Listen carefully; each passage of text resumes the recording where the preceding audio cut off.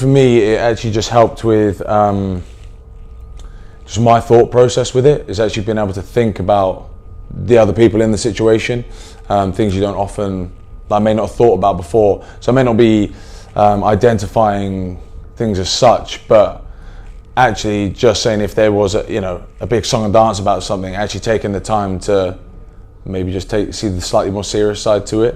As I said, I wouldn't say I have a doctorate in anything now, but do you know what I mean? Just being able to open a conversation with someone, because sometimes that's the most difficult bit, is actually how do I start this conversation?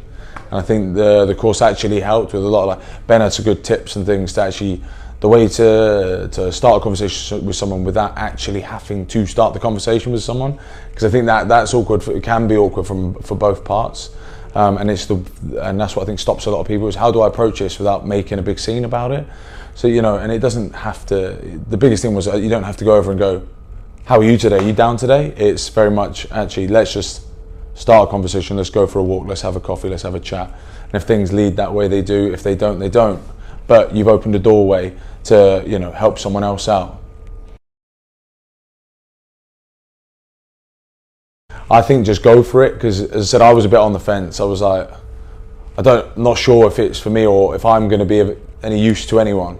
But I think as you just go in and you realise you don't have to be a superhero to give advice or to help someone out. So I mean, it is, as I said, it's actually very basic things, but actually learning how to do it in a way, as you said, I just keep saying, people just not sure how to start it.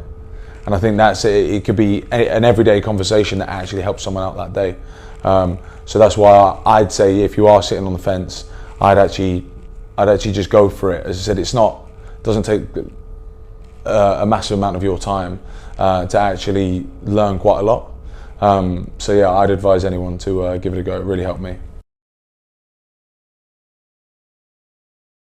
I think the RPA are doing a good job with that. I think the more opportunities we get to put our hands up to take part in these things, I think it's going to, not just for now, not just for rugby, but just to take on for outside of rugby and life after rugby. I think it's the